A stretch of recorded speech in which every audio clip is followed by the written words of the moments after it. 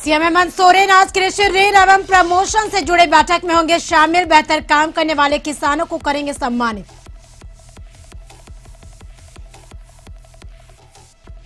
जमशेदपुर में आदित्यपुर रेलवे फाटक के समीप मालगाड़ी की 2 बोगी हुई बेपटरी। हावड़ा मुंबई नई दिल्ली मेन लाइन बाधित।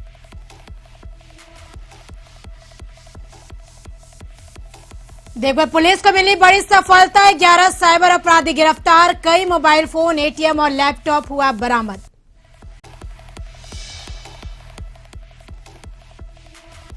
पाकुड़ में 5 साल से बंद पड़े पचुवाड़ा सेंट्रल कोल ब्लॉक कोयला खदान से लगभग 100 करोड़ की बेशकीमती मशीनों को चोरी प्राथमिकी दर्ज। धनबाद जिले में ऑटो चालकों के हड़ताल का आज तीसरा दिन। बाघमारा के विभिन्न इलाकों में भी इसका दिख रहा असर।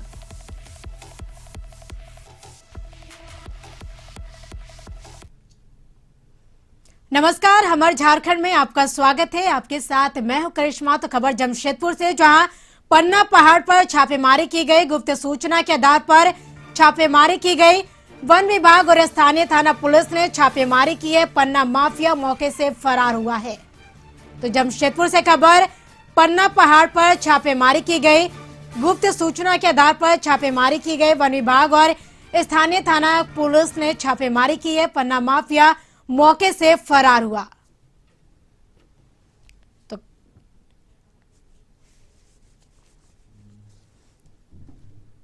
अधिक जानकारी के लिए जमशेदपुर से हमारे सहयोगी मनोज जुड़ चुके हैं लाइव चैट पे। मनोज, जानना चाहेंगे पन्ना पहाड़ पर छापेमारी की गई, आखिर क्या है पूरा मामला, क्या पूरी जानकारी इस खबर पर?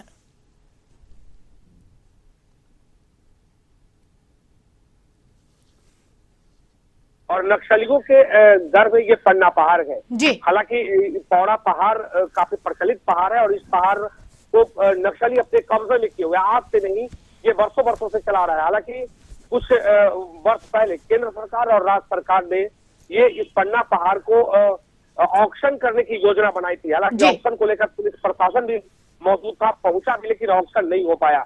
हालांकि अब सूचना मिली है कि एक बार फिर जो पन्ना का जो तस्कर करने वाले लोग हैं वो पहाड़ पे ही अपना घर बना लिए हैं, जो नुमा घर बनाकर पहाड़ में रह रहे हैं और उसके बाद पन्ना का तस्करी करते हैं। जैसे राजस्थान का हुआ, दिल्ली का हुआ, महाराष्ट्र, मुंबई से जो तस्कर है वो इनके संपर्क में गए और इस गुप्त सूचना के आधार पर पुलिस जैसे पहुंची, उसके बाद जो तस्कर थे वो तो फरार हो गया और ना ही नक्सली पुलिस के हाथ आ पाया।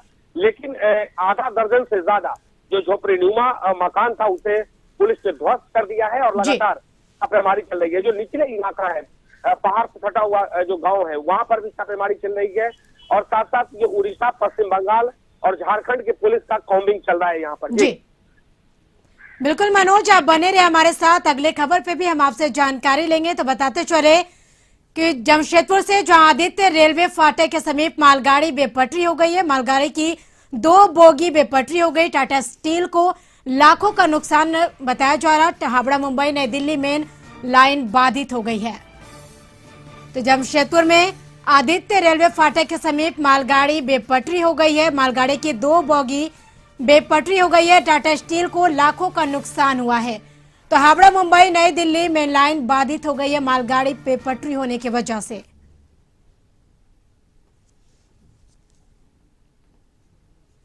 ये यार्ड गाड़ी जो निकल रही थी तो अरे भाई डिरेलमेंट हुआ। डिरेलमेंट के बाद इसने OHE पोर्टल को हिट किया है तो OHE पोर्टल पूरा गिर गया, जिससे हमारा मेन अप लाइन और डाउन लाइन दोनों मूवमेंट बंद हो गए। और अभी मेन लाइन से जितनी भी जाने वाली कोचिंग ट्रेन, गुड्स ट्रेन सभी प्रभावित हो गई क्योंकि पूरा मूवमेंट बिल्कुल बंद हो गया।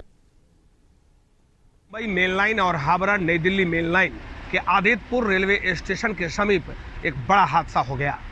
एक मालगाड़ी का डब्बा बेपटरी हो गया है। हम आपको ये तस्वीर दिखाने की कोशिश करेंगे कि इस तस्वीर को देखिए और बखूबी हम आपको समझाने की कोशिश करेंगे कि जब मालगाड़ी का डब्बा बेपटरी हुआ उसके बाद यातायात प्रभावित के साथ साथ जो पोल था वो पोल भी क्षतिग्रस्त हो गया है। हालांकि जैसे ही इसकी सूचना रेल प्रशासन को लगी, रेल प्रशासन यहाँ पहुँचा और उसके बाद मरम्मती का कार्य शुरू हो गया है। ऊपर से जो इलेक्ट्रिक का तार है वो भी क्षतिग्रस्त हो गया है।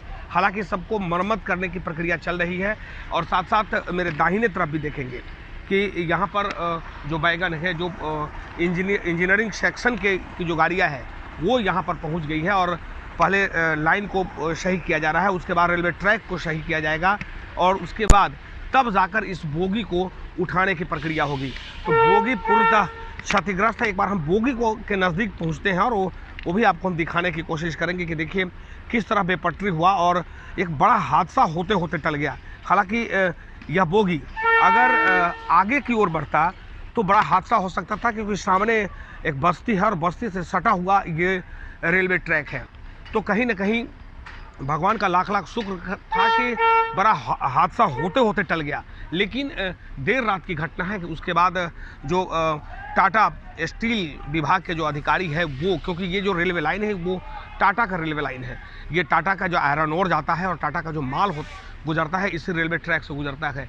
तो कहीं ना कहीं रेल प्रशासन के साथ साथ जो टाटा कंपनी के लोग हैं वो देर रात पहुँचे और उसके बाद यहाँ पर जो राहत कार्य के साथ साथ जो रेस्क्यू का काम है वो लगातार जारी है। एक बार पूरे इलाके को हम आपको दिखाने की कोशिश करेंगे और फिर हम आपको ये समझाएंगे कि वाकई कितना खतरनाक था वो वक्त, जब जिस वक्त अगर ये रेलवे ट्रैक पर जो हादसा हुआ, ये हादसा अपने आप में बहुत कुछ बयां करता है कि वाकई कहीं ना कहीं चूक तो हुई है।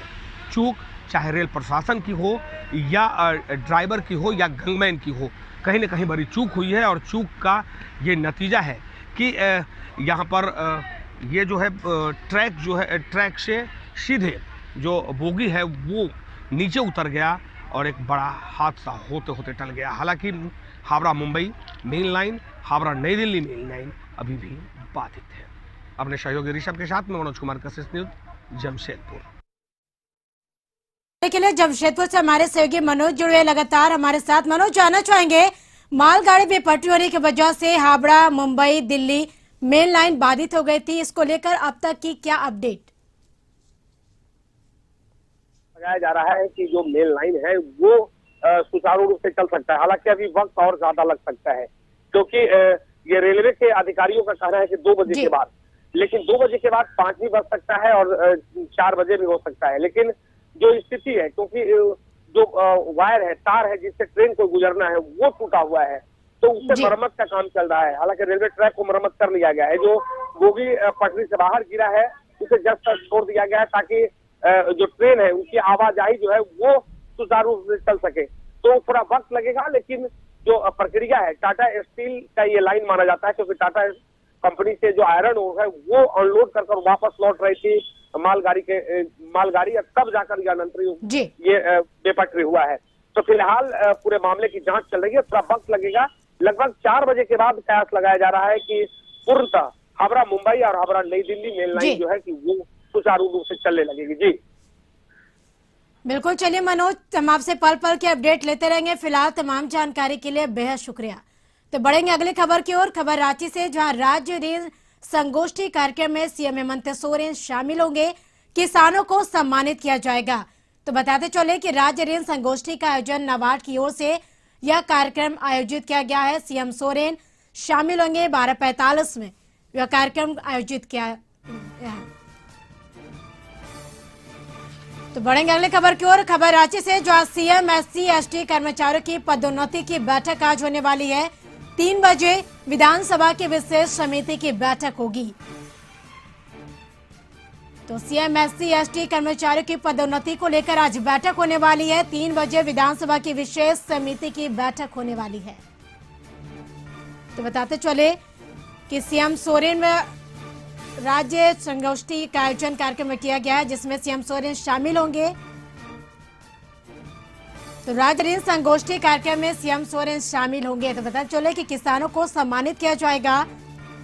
और वहीं 3 बजे विधानसभा की विशेष समिति की आज बैठक भी होने वाली है, जिसमें सीएम एससी एसटी पदोन्नति की आज बैठक होने वाली है और 3 बजे विधानसभा विशेष समिति की भी बैठक होगी। तो लगातार संदीप हमारे साथ जुड़े हुए हैं लाइव चैट पर। संदीप, जानना चाहेंगे, आज झारखंड में सीएम सोरेन की 2 बैठक होने वाली है, जिसमें अगर हम बात करें तो राज्य रेल संगोष्ठी कार्यक्रम में सीएम सोरेन भी शामिल होंगे। अब तक की क्या अपडेट इसको लेकर?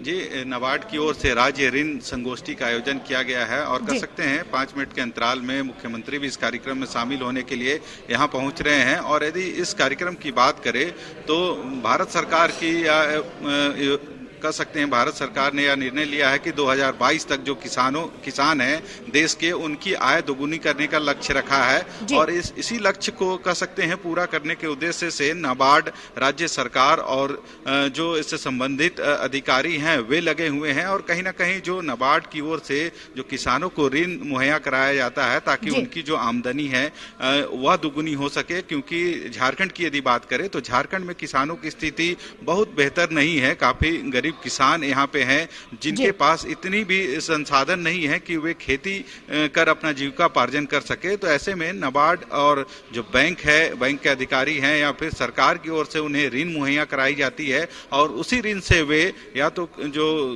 फसल की खरीदारी करते हैं, बीज की खरीदारी करते हैं, या फिर उसे माने खेती करने में जो भी संसाधन लगते हैं उन चीजों या मशीनरी का उपयोग करते हैं। और पहले की मार्फत अब देखा जाए तो जो किसान है उनकी आमदनी अब धीरे धीरे बढ़ रही है, क्योंकि पहले जो किसान थे उनके पास जो संसाधन थे उनकी कहीं ना कहीं कमी थी।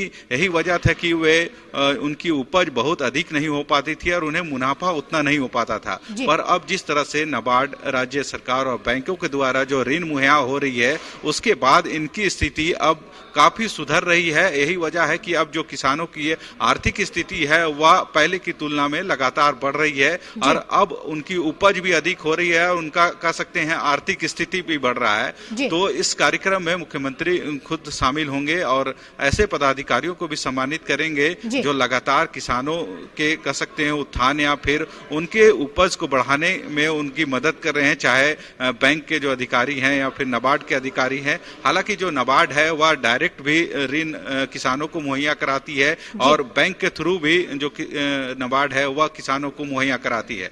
तो देखना होगा कि मुख्यमंत्री भी इस कार्यक्रम में पहुंच रहे हैं तो उनके जो लक्ष्य हैं, जो किसानों की जो उत्पादन है वह बढ़े, तभी उनकी आर्थिक स्थिति भी सुदृढ़ होगी। यही वजह है कि इस कार्यक्रम में तीनों यानी नाबार्ड, राज्य सरकार और बैंक के अधिकारी शामिल हो रहे हैं ताकि संयुक्त रूप से जो प्रयास चल रहा है वह किसानों तक पहुंच सके। जी संदीप, आज SC/ST कर्मचारियों की पदोन्नति की भी बैठक होने वाली है झारखंड में, इसको लेकर क्या जानकारी?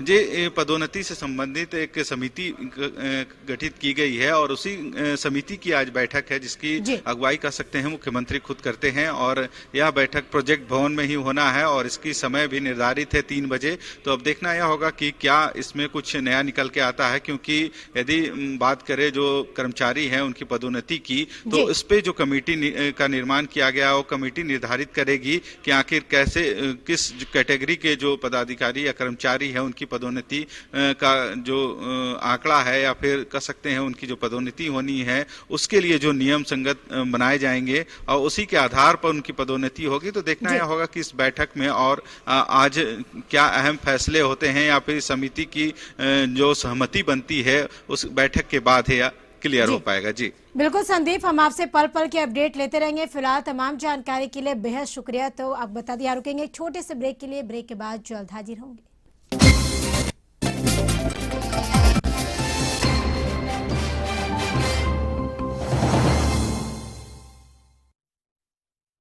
ब्रेक के बाद आपका स्वागत है। तो बढ़ेंगे अगली खबर की ओर। रांची में धान क्रय केंद्र में बिचौलियों के द्वारा हो रही खरीद के सवाल पर कृषि मंत्री बादल पत्रलेख ने कहा, बातों पर नहीं आंकड़ों पर जाइए। पिछली सरकार और अब की सरकार की तुलना की जाए तो आपको पता चल जाएगा, क्योंकि हमने पिछली सरकार से जल्द क्रय केंद्र की भी शुरुआत की और धान खरीदना भी शुरू कर दिया। बातों पे नहीं।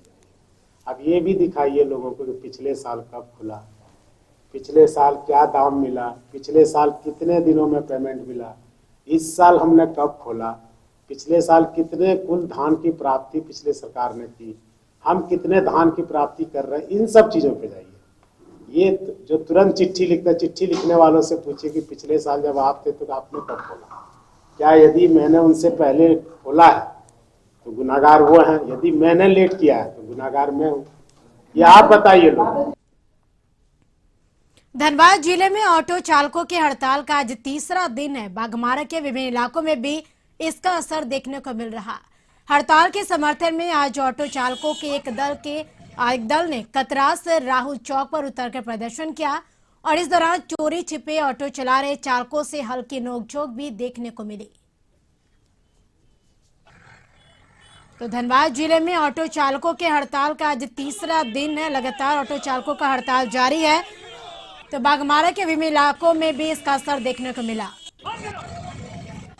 तो अधिक जानकारी के लिए धनबाद से हमारे सहयोगी कन्हैया जुड़ चुके हैं फोन लाइन पे। कन्हैया, जानना चाहेंगे ऑटो चालकों के हड़ताल का तीसरा दिन है, क्या कुछ कहना इन ऑटो चालकों का, आगे कब तक यह हड़ताल जारी रहेगा? जी बिल्कुल, बता दें कि आज ऑटो चालकों के हड़ताल का आज तीसरा दिन है और पूरी तरह से जो है ऑटो जो है परिचालन पूरी तरह से बाधित है, जिससे यात्रियों को भी काफी परेशानी हो रही है। और आज से जो है रणधीर वर्मा चौक पे ऑटो चालकों ने भूख हड़ताल शुरू कर दिया है। तो इसको लेकर भी जो है जनप्रतिनिधि और जिला प्रशासन की अभी बैठक चल रही है और बैठक में देखना होगा कि क्या कुछ निर्णय आता है, जिसके बाद ये देखना होगा कि ऑटो चालक अपने हड़ताल को जारी रखते हैं या समाप्त कर देते हैं। जी बिल्कुल कन्हैया, चलिए हम आपसे पल पल की अपडेट लेते रहेंगे। फिलहाल तमाम जानकारी के लिए बेहद शुक्रिया। तो ऑटो चालकों का तीसरा दिन और लगातार हड़ताल जारी है। बढ़ेंगे अगली खबर की ओर। खबर धनबाद से, जहां जिला परिषदन में चीफ इलेक्शन ऑफिसर के रवि कुमार ने प्रशासनिक पदाधिकारियों के साथ एक समीक्षा बैठक की, जिसमें जिले के संशोधित मतदाता सूची का पुनरीक्षण तथा उससे संबंधित अन्य जानकारी ली। उन्होंने कहा कि वह प्रत्येक बूथ पर संशोधित किए गए मतदाता सूची की समीक्षा कर रहे हैं। जिला निर्वाचन कार्यालय के निर्देशानुसार जिले के हर बूथ पर संशोधित मतदाता सूची बनाने की घोषणा हुई थी, जिसके तहत कई नए मतदाताओं का नाम जोड़ा गया।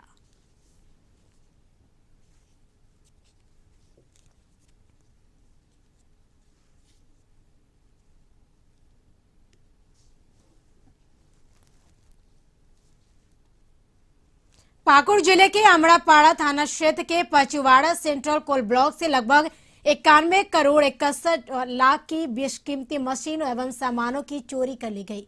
पाकुड़ जिले में अब तक हुए सबसे चोरियों में से यह सबसे बड़ी चोरी का मामला सामने आया है। यह चोरी का सिलसिला 2015 से ही शुरू हुआ और इस संबंध में सेंट्रल कोल ब्लॉक के पदाधिकारी गौतम कुमार सामंतो ने बुधवार को थाना में प्राथमिकी दर्ज कराई और थाने में दिए गए लिखित शिकायत में यह उल्लेख किया गया है।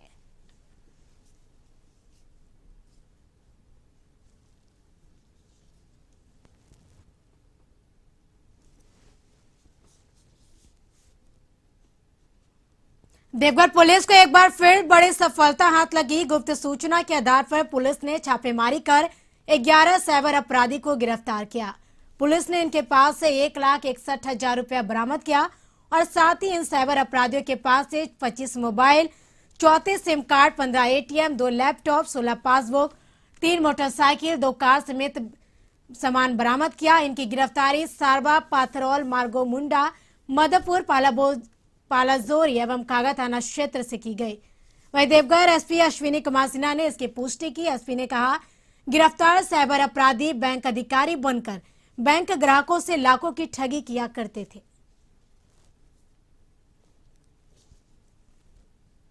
सारवा, पथरौल, मार्गो मुंडा, मधुपुर, पालाजोरी और खागा थाना क्षेत्र में 2 टीमों के द्वारा दिन एवं रात में छापामारी की गई है और इस छापामारी में 11 साइबर क्रिमिनल गिरफ्तार हुए हैं।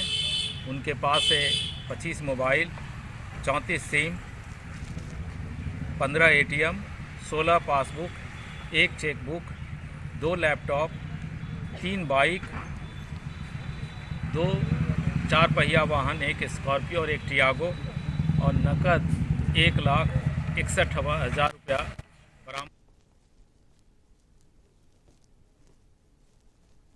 तो अधिक जानकारी के लिए देवघर से हमारे सहयोगी रंजीत जुड़ चुके हैं फोन पर।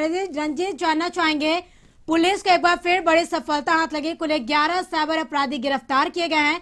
किस जगह से इन अपराधियों की गिरफ्तारी हुई, क्या कुछ सामान बरामद किए गए? जी, मैं आपको बता दूं कि देवघर पुलिस लगातार साइबर अपराधियों के खिलाफ मुहिम छेड़ी हुई है और लगातार छापेमारी की जा रही है। देवघर एसपी अश्विनी कुमार सिन्हा के निर्देश पर पुलिस टीम गठित की गई और जिसके बाद पथरौल थाना क्षेत्र, साठ थाना क्षेत्र, मधुपुर थाना क्षेत्र व सारमा थाना क्षेत्र में विभिन्न जगह गुप्त सूचना के आधार पर छापेमारी की गई, जिसमें कुल 4 साइबर अपराधियों को गिरफ्तार किया गया है। इनके पास से 1,61,000 रुपया बरामद किया है। साथ ही इनके पास से 25 मोबाइल, 34 सिम कार्ड और 15 ATM, 2 लैपटॉप सहित 16 पासबुक बरामद किए हैं। और एसपी ने कहा पिछले 3 से 3.5 महीने में 260 साइबर अपराधियों को गिरफ्तार कर चुकी है। जी बिल्कुल रंजीत, चलिए तमाम जानकारी के लिए बेहद शुक्रिया। तो 11 साइबर अपराधी गिरफ्तार हुए हैं।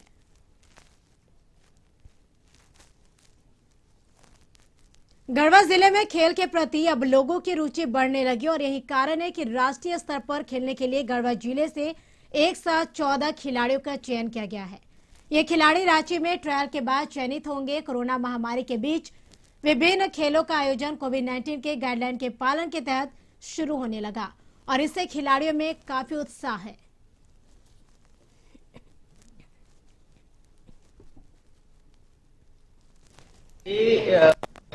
तो दिख ही रही है और यहाँ पर काफ़ी सीमित संसाधन में इन लोग काफ़ी अच्छा परफॉर्मेंस कर रही है। मेरे लिए बहुत ही खुशी की बात है और सिर्फ मेरे लिए नहीं है, गढ़वा डिस्ट्रिक्ट के लिए भी बहुत ही खुशी की बात है कि सीमित संसाधन में ये काफ़ी अच्छा प्रोग्रेस किए हैं।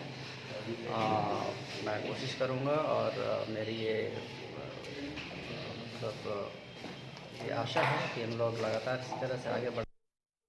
गोड्डा से खबर, राज्य सरकार की ओर से दिव्यांगजनों को लेकर चिन्हीकरण कर योजना का लाभ दिलाने का प्रयास किया जा रहा है, लेकिन आज भी जिम्मेदार विभागों की अनदेखी के चलते योजना का लाभ असल मायने में लेने वाले दिव्यांगों के लिए सरकार की मदद दूर की कोड़ी साबित हो रही। जिले के बसंत राय प्रखंड के महेशपुर गांव के रहने वाले दिव्यांग 35 वर्ष दिलीप कुमार मंडल है, जो एक हाथ पैर से विकलांग है और उसको 90% विकलांग का प्रमाण पत्र भी मिला हुआ है, लेकिन इसके बाद भी दिव्यांग पेंशन लेने से वंचित है। तो सीधे रुक करेंगे झारखंड का, जहां सीएम हेमंत सोरेन किसान संगोष्ठी सम्मेलन में पहुंच चुके हैं। कृपया सभी लोग अपना स्थान ग्रहण कर लें और मैं आग्रह करूंगा हमारे मुख्य महाप्रबंधक महोदय से कि हमारे माननीय मुख्यमंत्री महोदय का पुस्तक भेंट करके स्वागत करें। आगे सट जाइए भैया, आगे सट जाइए।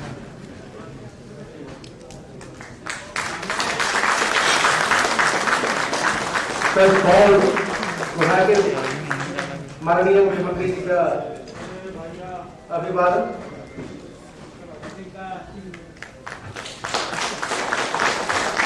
आपसे होगा कि हमारे माननीय मुख्यमंत्री महोदय को दोनों आवाज की तरफ से वो भेंट करें।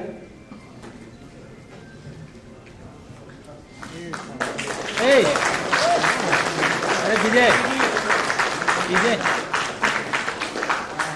धन्यवाद सर, धन्यवाद हमारे माननीय मुख्यमंत्री महोदय का।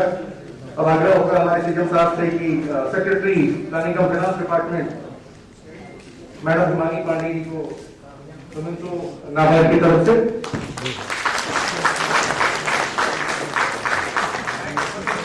प्रशांत कुमार जल संसाधन विभाग, उनको भी नाबार्ड की तरफ से द्वारा vice chancellor Birsa agriculture university NABARD की तरफ से special secretary madam Deepti Jayaraj,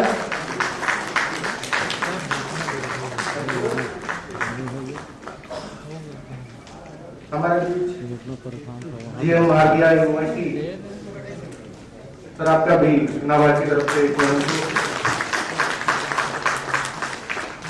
हमारे भी जीएम एसएलबीसी भी है।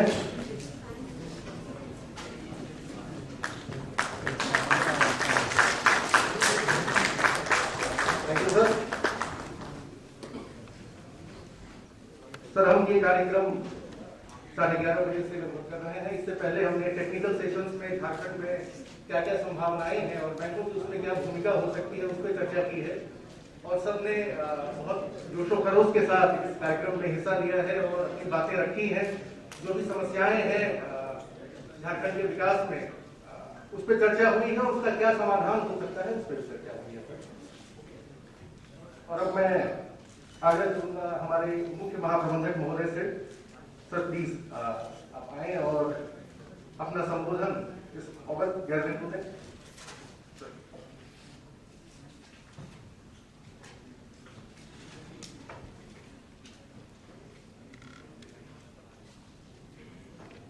परम आदरणीय झारखंड के मुख्यमंत्री श्री हेमंत सोरेन जी, वित्त एवं planning secretary doctor Himani Pandey, water resources secretary Shri Prashant Kumar ji, Birsa agriculture university के vice chancellor doctor O N Singh, special secretary finance Deepti Jayaraj ma'am, reserve bank of India के महाप्रबंधक तथा प्रभारी अधिकारी श्री संजीव दयाल जी, SLBC जो कि सहयोग बैंक है झारखंड का, उसके महाप्रबंधक श्री राजेंद्र मान पांडे जी, यहाँ उपस्थित स्टेट गवर्नमेंट के सारे सीनियर ऑफिसर्स, रिसर्च इंस्टीट्यूट्स का हेड्स, बैंकों का वरिष्ठ अधिकारी, सारे जिले से आए हुए बैंक्स के LDMs, नाबार्ड की DDMs, और सबसे बड़ी बात है हमारे साथ हमारे जो कृषक साथी जुड़े हैं FPO के सदस्य, उनको भी मेरा स्वागत है। और उसके साथ साथ मैं इलेक्ट्रॉनिक और प्रिंट मीडिया की सदस्यों को इस मीटिंग में स्वागत करता हूँ। ये जैसे कि आपको पता होगा, झारखंड के जब गठन हुआ उसी समय से नाबार्ड का कार्यालय यहाँ खुला और पिछले 20 सालों में नाबार्ड की यहाँ काफी प्रगति हुआ है और राज्य की प्रगति में नाबार्ड साथ दिया है। जैसे कि आपको पता होगा, नाबार्ड मुख्यतः 4 डिफरेंट एरियाज में काम करता है। एक तो वित्तीय सहायता प्रदान। इसी के साथ खबरों में फिलहाल इतना ही। आप बने रहिए कशिश न्यूज के साथ, तब तक के लिए नमस्कार।